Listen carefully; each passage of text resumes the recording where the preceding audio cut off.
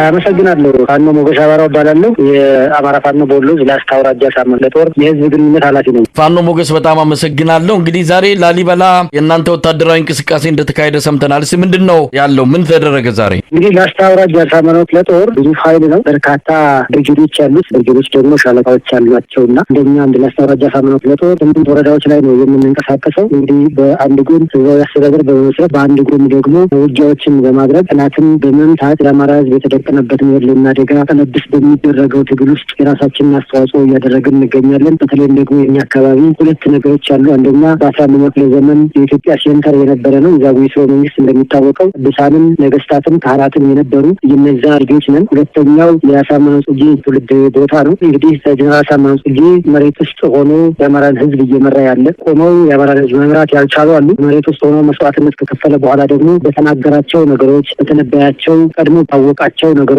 ኮንሺየስ ስለነበረ ንቃተ ህሊና የነበረ ሰው ስለነበረ፣ ስለዚህ እንግዲህ እሱ አንዱ ታጋያችን ማለት ይቻላል እና ከመሬት በታይ ሆኖ የሚታገል በሱ ስም ነው የተሰየመው። በነገራችን ላይ እንደ ላስታ አውራጃ አሳምነው ክፍለ ጦር ብዙ ኃይል ነው። ቅድም እንዳልኩት እንግዲህ ኃይላችን የእግዚአብሔር ነው የፈጣሪ ነው። ጦራችን ደግሞ የአሳምነው ጽጌ ጦር ነው ማለት ነው። የአሳምነው ጽጌ ህልም የአሳምነው ጽጌን ራዕይ ለማሳካት እየተነሳ በዱር በገደሉ እየተዋደቀ ያለ ኃይል ነው። በዚህ መሰረት እንግዲህ በርካታ ኦፕሬሽኖችን ስንሰራ ቆይተናል። የዛሬው ደግሞ ልዩ ኦፕሬሽን ነው። እንግዲህ ትግል ከጀመርን ወደ 11 ወራቶች እያለፉ ነው። በተለይም በላስታ አሳምነው ክፍለ ጦር በብርጌድ ደረጃ ከተደራጀን በኋላ አድማሳችንን በማስፋት በየአካባቢው ኃይሎች እንዲደራጁ የፋኖ ኃይል እንዲደራጅ በማድረግ በተለይ ደግሞ አካባቢያዊ እሳቤ እንዳይኖር በማድረግ አማራዊ እሳቤ እንዲኖር በማድረግ በመደራጀት በኩል ግን አካባቢያዊ መደራጀት እንዲኖር በማድረግ ከዛ በኋላ እንዲታቀፍ በማድረግ በየአካባቢው ትግል እንዲያደርግ በማድረግ ህዝባችንን በማነሳሳት ወጣቱን ወደ ትግል በማስገባት ምክንያቱም በተግባር ያየ ወጣት ነው። በአይዲዮሎጂ የምናታግለው ኃይል ሳይሆን በተግባር አማራ ሲፈናቀል፣ ሲሳደድ፣ ሲሰቃይ፣ ሲሞት፣ ሲንገላታ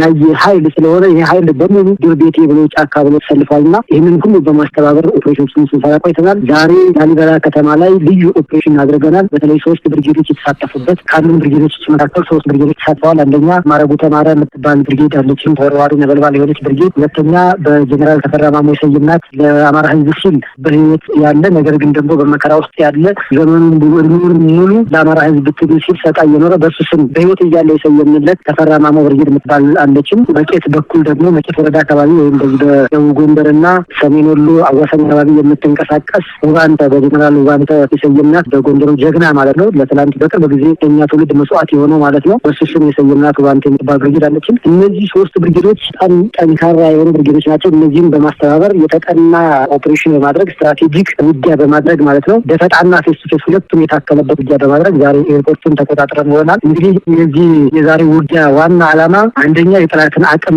ማዳከም ነው። እኛ በምንንቀሳቀስበት አካባቢ እንግዲህ 61ኛ ክፍለ ጦር፣ 65ኛ ክፍለ ጦርና 12ኛ ክፍለ ጦር እነዚህ አንድ ኮር ናቸው፣ የአገዛዙ ጦር ማለት ነው። ከነዚህ መካከል 61ኛና 65ኛ ክፍለ ጦር የተሳተፉበት ውጊያ ነው የዛሬው የላሊበላ ኤርፖርት ውጊያ ማለት ነው። የላሊበላ ኤርፖርትና ላሊበላ ከተማ ዙሪያ ነው ዛሬ ውጊያ ሲደረግ የዋለው። እንግዲህ ኤርፖርቱ ሙሉ በሙሉ ተቆጣጠርን ያለው። ምናልባት በውጊያው እንግዲህ ኤርፖርቱን እንደተቆጣጠራችሁ ተገልጿል። በአገዛዙ ሰራዊት ላይ የደረሰው ኪሳራ ከመሳሪያ ከሰው ኃይል በአጠቃላይ የደረሰው ኪሳራ በዝርዝር መረጃው አላችሁ? 3 ሬጅመንቶች ሙሉ በሙሉ ሬጅመንት የሚባለው በአገዛዙ ጦር ወይም በብርሃኑ ጁላ መከላከያ ሰራዊት ማለት ነው ሻለቃ ማለት ነው። እንግዲህ እነዚህ 3 ሬጅመንቶች ሙሉ በሙሉ ሞት የሆኑበት ሁኔታ ነው ያለው።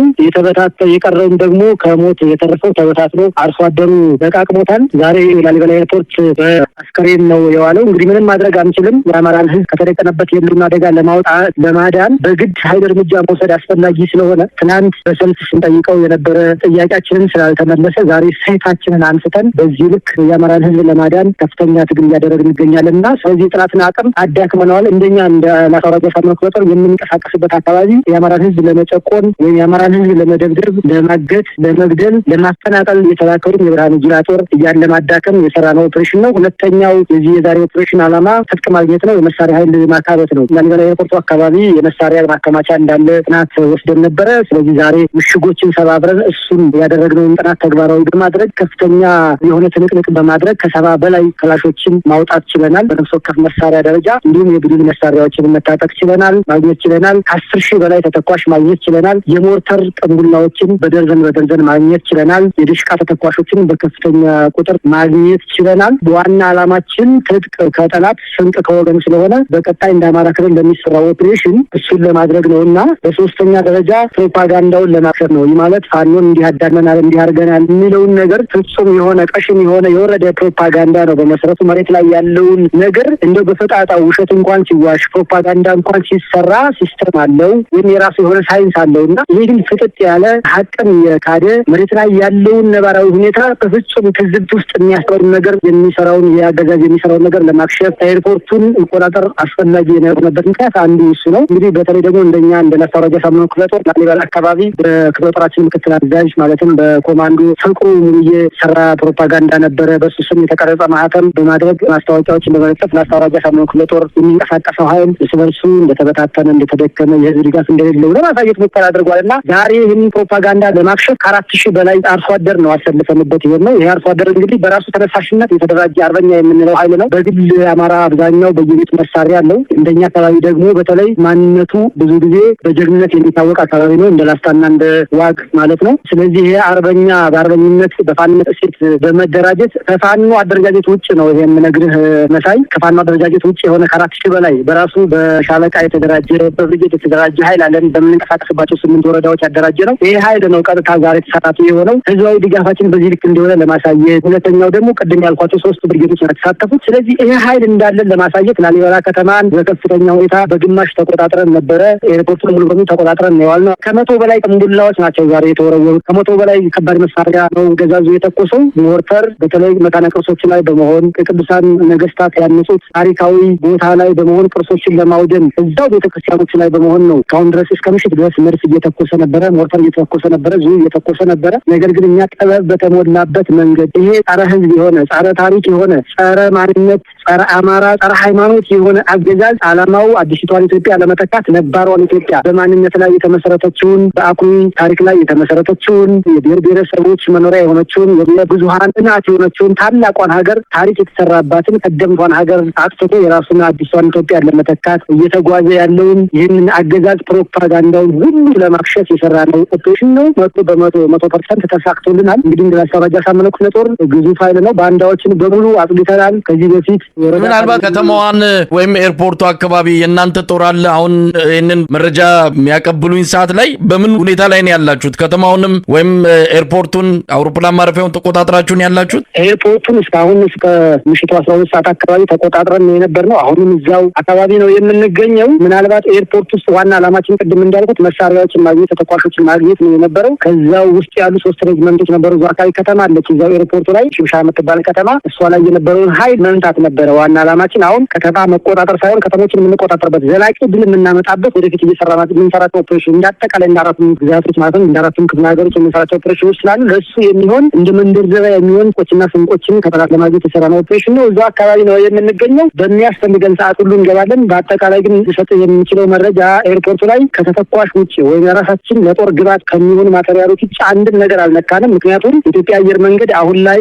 አገዛዙ እንደሚጠቀምበት ነገር ሳይሆን ጥንታዊ ተቋም ነው። ኢትዮጵያን የሚመስል ተቋም ነው። ስለዚህ እሱ የራሱ የሆነ ታሪካዊ ተቋም ስለሆነ እሱን መንካት አልፈለግንም። ኤርፖርቱ ላይ ምንም አይነት ነገር ሲስተሙን ማበላሸትም አልፈለግንም። በረራ ለዛሬ ተቋርጧል። ቀጣይ እንዲቀጥል ነው የምንፈልገው። በተለይ ላሊበላ አካባቢ ቱሪስቶችም ስለሚመጡ ቱሪስትን በማይጎዳ መልኩ በዚሁ አጋጣሚ ሊገልጽ እንደምፈልገው እኛ መሰረታዊ እንቅስቃሴዎች እነዚህ ሶሻል ሰርቪስ በተለይ እንደ ትምህርት ያሉ ተቋማት፣ እንደ ጤና ያሉ ተቋማት፣ እንደ ፍርድ ቤት ያሉ ተቋማት አልዘጋንም፣ እንዲዘጉ አላደረግንም። በተቆጣጠርናቸው ቦታዎች ፕሮፓጋንዳ መስራት ስላልፈለግን ነው እንጂ ህዝባችን ህዝብ አስተዳደር በመመስረት በዚህ ሁሉ እየተገለገለ ከጎን ለጎን ግን ጦርነት እያደረግን ነው የምንገኘው። ምናልባት ተዘልቆ ይሆናል። ለምን ያህል ጊዜ ትቆያላችሁ? ይዛችሁ ነው የምትቆዩት አካባቢውን ወይስ ያሰባችሁትን ስላሳካችሁ ለቃችሁ ትወጣላችሁ? እንግዲህ ይሄ የወታደራዊ አመራሮች የራሳቸው የሆነ ሚስጥራዊ አሰራር ይኖራቸዋል። በዋናነት ግን አሁን ላይ ዓላማችን በዋናነት ቦታዎችን መቆጣጠር፣ ኃይላችንን የመሳሪያ ሁለት ኃይል ነው ያለን፣ የመሳሪያ ኃይልና የሰው ኃይል። ስለዚህ እሱን ማጠናከር ላይ ነን ያለነው። ከተማዎችን ተቆጣጥሮ መቆየት አይደለም ዓላማችን። ቅድም እንዳልኩት በዋናነት ኃይላችን ለማጠናከር የሚያስፈልጉንን ግብዓቶች ሁሉ ውጊያ አድርገን ጠላትን አመናምነን ጠላትን መትተን እንዲከሽፍ አድርገን እንዲመነምን እንዲከስም እያደረግን የራሳችንን ደግሞ በተዘዋዋሪ ኃይላችንን ከፍ እንዲል ማድረግ ስለሆነ ዓላማችን። ወደፊት ግን በዘላቂነት እኛ አሁን በጊዜያዊ ድል ውጊያዎችን እያሸነፍን ነው። በአጠቃላይ ውጊያዎችን እንደ አማራ ፋኖ እንደ ፋኖ በውጊያ ፋኖ የተሸነፈበት ውጊያ የለም። ነገር ግን ጦርነቱን በመጨረሻ ውጊያዎችን እያሸነፍን ቢሆንም ጦርነቱን የምናሸንፍበት ጊዜ ሩቅ አይሆንም። ስለዚህ ውጊያዎችን ለማሸነፍ ምዕራፎች አሉት። አሁን እንዲህ ለአንተ ልነግርህ የማልችለው የራሱ የሆነ እቅዶች አሉት፣ ሲስተሞች አሉት። ስለዚህ በዛ መሰረት ነው የሚሄደው እና ምናልባት ይህን ጥያቄ ያነሳሁት ባለፉት 10 ወራት 11 ወራት ከተሞችን ያዙ በመውጣት የተገኙ ድሎች ይኖራሉ። እሱ እንዳለ በደንብ ይታወቃል። አቅማችሁን አጠናክራችኋል። የፖለቲካ በአጠቃላይ የሚሊቴሪ ቁመናችሁ ከፍ እንዳለ በደንብ ይገለጻል። ያው በዓለም አቀፍ ደረጃም ትኩረት የተሰጣችሁ ነው። ከዚህ በኋላ ግን ከተማን ተቆጣጥሮ እየወጡ መሄድ ምን ያህል አዋጭ ይሆናል?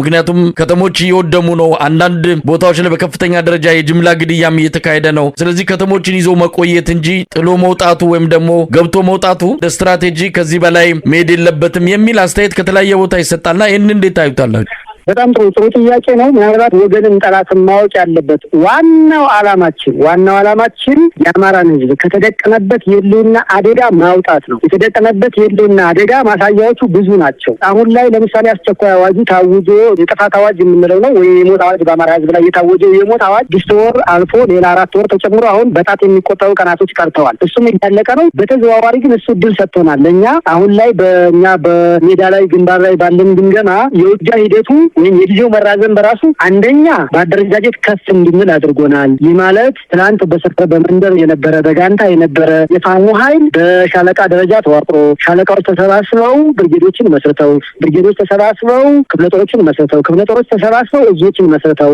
አሁን ላይ ግዙፍ እዞች ተመስርተዋል። ቀጣይ ሴንትራል ኮማንድ ኦር ጄኔራል ኮማንድ ወይም ደግሞ ሌላ አማራን የሚመስል ተቋም ብቻ ይወለዳል በቅርብ ጊዜና ስለዚህ እሱን አደረጃጀቶችን እንድናሰፋና ወደ አንድ እንድንመጣ አድርጎናል። ሁለተኛው ነገር በዋናነት ሀገሪቱን ከህልውና አደጋ እየታደግናት እንደሆነ እየገባን ነው። ያኔ ከዛሬ 10 ወር በፊት ወይም ደግሞ ሐምሌ ላይ ነሐሴ ላይ በነበረው የህዝብ አመፅ ድል አግኝተን ቢሆን ኖሮ 4 ኪሎን ተቆጣጥረን ቢሆን ኖሮ ሀገሪቱ ምናልባት የኛ ተቀባይነት ዝቅተኛ ስለነበረ መዋቅራዊ ነገር ስላልነበረው ችግር ሊፈጠር ይችል ነበር በሀገሪቱ ላይ። አሁን ሀገሪቱ የህልውና አደጋ ተጋርጦባታል በእኛ ግምገማ። አንደኛ በቴሪቶሪያል ኢንቴግሪቲ ወይም በግዛት አንድነቷ፣ ሁለተኛ በሉዓላዊነቷ፣ ሶስተኛ በተደማጭነቷ። በእነዚህ ሁሉ ሀገሪቷ በከፍተኛ ሁኔታ የህልውና አደጋ ላይ ናት። ስለዚህ ይህንን ለማድረግ ይህንን የህልውና አደጋ ሀገሪቱን ከዚህ የህልውና አደጋ ለማውጣት ደግሞ መዋቅር መውለድ ያስፈልጋል። ስትራቴጂ መንደት ያስፈልጋል። ማኒፌስቶ መቅረጽ ያስፈልጋል። በእቅድ መጓዝ ያስፈልጋል። ሰነዳዊ ትግል ያስፈልጋል። አሁን ላይ ሁሉም ነገር ፎርም እየያዘ ቅርጽ እየያዘ መጥቷልና ስለዚህ የጦርነቱ መራዘም ለእኛ አድቫንቴጅ ሰጥቶናል። በዋናነት ግን ጦርነቱ ሲራዘም አዲስ አድቫንቴጅስ ወይም ደግሞ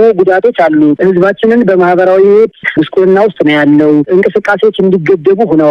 ሞት እንዲበራከት ሆነዋል። ጦርነት በባህሪው መጥፎ ስለሆነ ነገር ግን ደግሞ ይሄ ጦርነት ለህዝባችን የሚያመጣው ውጤት ከፍተኛ የአማራ ህዝብ ዳግም ለ1000 ዓመታት ሊሆን ይችላል ኦር ለሚሊዮን ዓመታት ሊሆን ይችላል። ህዝባችን ብቻ ግን እስከ ምጽአተ ክርስቶስ ድረስ አማራ ዳግም ማንም መጥቶ እንዳይረግጠው፣ ማንም መጥቶ እንዳይገለው፣ ማንም መጥቶ እንዳያፈናቅለው፣ ማንም መጥቶ እንዳይጫነው ለማድረግ የምናደርገው ዘላቂ የሆነ ትግል ስለሆነ ግምገማችን በዛ ልክ ነው። ስለዚህ ከተሞችን የምንቆጣጠርበት ጊዜው ቅርብ ነው። ነገር ግን ደግሞ አራቱም ክፍለ ግዛቶች በአንድ ቀን የሚሰሩ ኦፕሬሽኖች ይኖራሉ። እርግጠኛ ሁኝ የምነግርህ ጠላት ተዳክሟል። አሁን እኛ ወደ ጠላት ነው እንጂ የምንሄደው ጠላት ወደኛ አይመጣም። በአጠቃላይ እንዳማራ ጠላት የሚናገረው ነገርና መሬት ላይ ያለው ነገር በተለያየ ሁኔታ ነው ያለው። አሁን በአዴን የሚባል የአማራ ህዝብ ካንሰር፣ በአዴን የሚባል የአማራ ህዝብ በሽታ እየወደመ ነው። ይሄ አማራ ህዝብ በአዴን የሚባል የአማራ ህዝብ የዕዳ ደብዳቤ እየተቀደደ ነው። ሙሉ በሙሉ ከዚህ በኋላ የሚጋለብ ኃይል፣ የሚጫን ኃይል፣ የሚላላክ ኃይል አይኖረውም። አማራ የራሱን መዋቅር እየወለደ ነው። የራሱን መሪዎች እያወጣ ነው። ስለዚህ ዘላቂ ድል ስለሚኖር ከተሞችን አይደለም አላማችን አሁን ከተሞችን ተቆጣጥሮ መቆየት አይደለም። አላማችን የአማራን ህዝብ ከተደቀነበት የህልውና አደጋ መውጣት፣ ሀገራችንን ደግሞ በእውነተኛ በፍትህና በእኩልነት ላይ የተመሰረተ ስርዓት ለሁሉም ብሔሮች እኩል የሆነ እኩል ሀገሪቱን ሊያስተዳድር የሚችል ስርዓት መፍጠር ነው። ይሄ ደግሞ ከሌሎች ብሔሮች ጋራ የጎን ትብብሮችንና የውስጥ ለውስጥ ግንኙነቶችን እያደረግን እንገኛለን እና ስለዚህ አማራ ክልል ምዕራፍ አለው። አሁን ለአንተ ልገልጽልህ የማልችለው ነገር ግን ትግሉ ምዕራፍ አለው። ራሳችንን በሰነዳችን እያስቀመጥ ነው። ለምሳሌ እንደ አማራ ፋኖ በወሎ እዝ ሰነድ አለን፣ መነሻለን፣ መዳረሻለን። እሱ ሁሉ አለ። አሁን ላይ የመጀመሪያው ምዕራፍ ላይ ነን ያለው።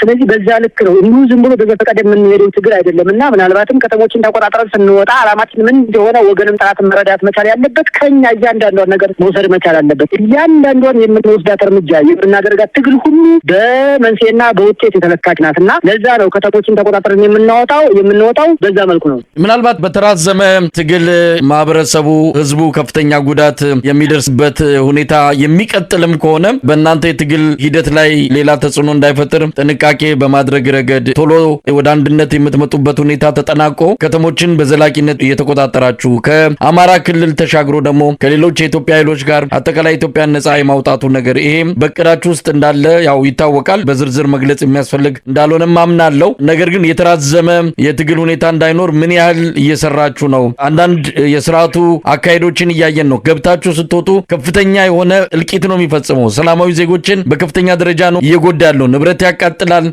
ብዙ ጉዳቶችን ነው ከሰው መግደል ባሻገር መጠነ ሰፊ የመሰረተ ልማት ውድመት ነው የሚያከናውነውና እንዲህ አይነቱ ነገር የአማራን ህዝብ እንዳጠቃላይ ከፍተኛ አደጋ ውስጥ እንዳይከት የበለጠ በምን ያህል ሁኔታ ፍጥነት ኖሯችሁ ይህንን የትግል ዘመን ይህንን የመከራ ዘመን ማሳጠር ይቻላል የሚለውንም እንደው ባጭሩ አስተያየት መስጠት ከተቻለ። በጣም ጥሩ። እንደኛ ውጊያው ወይም ጦርነቱ በአጭር እንዲቋጭ ከዚህ በላይ ጊዜ እንዳይወስድ ከፍተኛ ጥረት እየተደረገ ነው ያለው። በተለይ ደግሞ ድላችን በአንድነታችን ላይ እየተንጠለጠለ ነው። አሁን በእኛ ግምገማ ጠላት በአንድ ቀን ሁሉም ግዛቶች ላይ ያሉ የፋኖ ኃይሎች ወደ አንድ በመጡ ጊዜ ያኔ ነው ጠላት ጀንበር የምትጠልቀውና ለአንድ ጀንበርም ቢሆን አይዋጋንም። አንድነታችን ላይ አሁን 70-80% የሚሆነውን በውስጣችን ላይ ያለውን ትግል አጠናክረን እንቀጥል ነው። ይህ ማለት በአንድነታችን ጉዳይ፣ በመናበብ ጉዳይ፣ በአማራ ህዝብ በአንድነት ጉዳይ፣ በእንደዚህ ጉዳዮች ላይ ሞር ትኩረት ሰጥተን ፎከስ አድርገን እየሰራን ነው የምንገኘው እና ጠላትም ከጎን ለጎን እየተናነቅን ህዝብ አስተዳደሮችን እየመሰረትን በተቆጣጠርናቸው አካባቢዎች ብዙ ኬዞች አሉ። ህዝቡ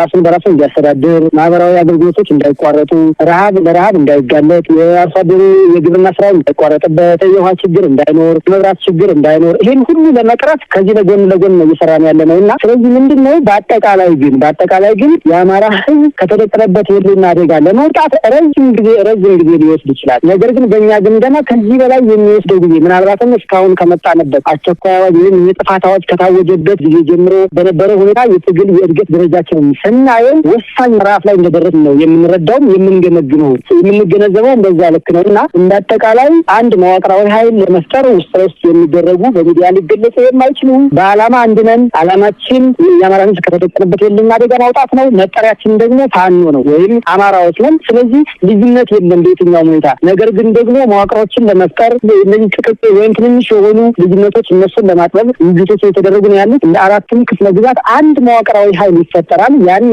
የአማራ ህዝብ ብሎም ኢትዮጵያ ሀገራችንን ከተደቀነባቸው የህልውና አደጋ የሚወጡበት ሁኔታ ነው ያለውና በእኛ በኩል ኃይላችን እያጠናከርን እዚህ ከደረስን ጠላት በተዘዋዋሪ እየመነመነ እንዲሄድ ካደረግን ቅድም እንዳልኩ አሁን ላይ ሬጅመንት የሚሏቸው እነሱ በአንድ ክፍለ ጦር ውስጥ 5 ሬጅመንቶች ናቸው የሚኖሩት ወይም ሻለቃዎች ማለት ነው። በአንድ ሻለቃ በ220 ሰው ኃይል አደራጅተውታል። አሁን ላይ ግን በ110 ከ80 ሁሉ ሬጅመንቶች አሉ። የጠፉ ሬጅመንቶች ሁሉ አሉ። ወይም ሻለቃ አንድ ምናምን የሚባል ነገር ያጠፋው አሁን 61ኛ ክፍለ ጦር እኛ በእኛ አካባቢ የሚንቀሳቀሰው 61 ሰው እንኳን አይኖረውም። ይህ ማለት ጠላት እየተሽመደመደ ነው። እርስ ግን የአማራ ህዝብ ከህልውና ለማውጣት በምናደርገው ትግል ሀገሪቷ ሌላ ችግር እንዳይገጥማት ምን አይነት ስርዓት መዘርጋት አለበት፣ እኛ አትጨቁኑን፣ አትግደሉን፣ አታፈናቅሉን ብለን ስንታገል ያን ያፈናቀለንን የጨቆነን አካል ሲወገድ ደግሞ በሌላው ላይ ጭቆና እንዳይፈጠር፣ መፈናቀል እንዳይፈጠር በከፍተኛ ሁኔታ እየሰራ ነው ያለነው። በጥንቃቄ ከሌሎች ብሔሮች ጋር አሁን ዓለም አቀፍ ተደማጭነታችን እየጨመረ መጥቷል። ሀገር ውስጥ ያለው ተደማጭነታችን እየጨመረ መጥቷል። እንደ ላስታ አውራጃ ሳምንት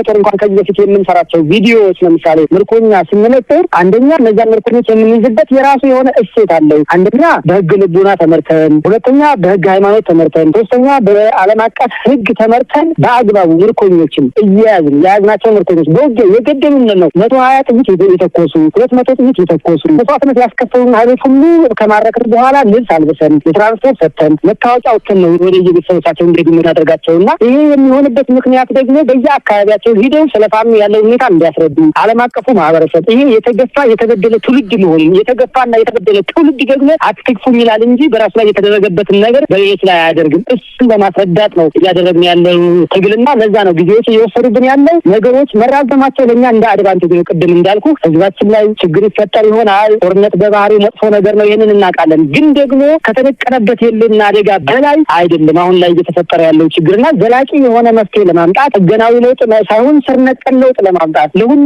ህዝቦች እኩል የሆነች ያቺ ታላቂቷን ኢትዮጵያ ሁሉም ህዝብ በእኩል የሚኖርባት ሰብአዊ መብት የተከበረባት ሁሉም ሰው በሃይማኖት የሚያመልክባት ያቺን ኢትዮጵያ ለማምጣት ነው ጥረት እያደረግን ያለ ነውና ትግሉም እየተራዘመ ያለው ለዛ ነው። በእርግጥም ግን እንደ ሌሎች የትግል ድርጅቶች ስናየው የኛ ትግል ፈጣን የሆነና እንደውም ከሌሎቹ የተሻለ ኦኤልኤፍ ለማስረዘም ነው እንጂ ቲፒኤልኤፍ 17 ዓመት ታግሎ ነው አዲስ አበባ የገባው። 17 ዓመት ሲታገል በ17 ዓመት ውስጥ አዲስ አበባ ጥይት አልተኮሰም። መታሰብ መቻል አለበት። ኦነግ 50 ዓመት ወይ ኦኤልኤፍ 50 ዓመት ይሆናል ወደ ትግል ከገባ በ50 ዓመት ውስጥ ጥይት አልተኮሰም። አዲስ አበባ ውስጥ እስቲል አልተኮሰም። እኛ ግን አዲስ አበባ ጥይት ተኮሰናል። በነገራችን ላይ አዲስ አበባ እየመጣን ነው ስንል የምንሄደው ተሰልፈን አይደለም፣ ውስጥ ላይ የፈጠርነው ኃይል አለ። ነገር ግን ያ ኃይል እንዳይፈነዳውን ትኩረት እያደረግን ያለ ነው እንዲቆይ እንዲዘገይ። ምክንያቱም ከኋላ ያለው መዋቅራዊ አደረጃጀታችን የሰፋ እንዲሆን መዋቅራዊ ሲደርኩ በጣም ሁኔታ በተሻለው ጋር እንዲፈጠር ሊታደግ የሚችል ኃይል ይፈጠር ለዛ ነው። በጣም ነው የማመሰግነው ፋኖ ሞገስ፣ እግዚአብሔር ይስጥልኝ። አመሰግናለሁ መሳይ።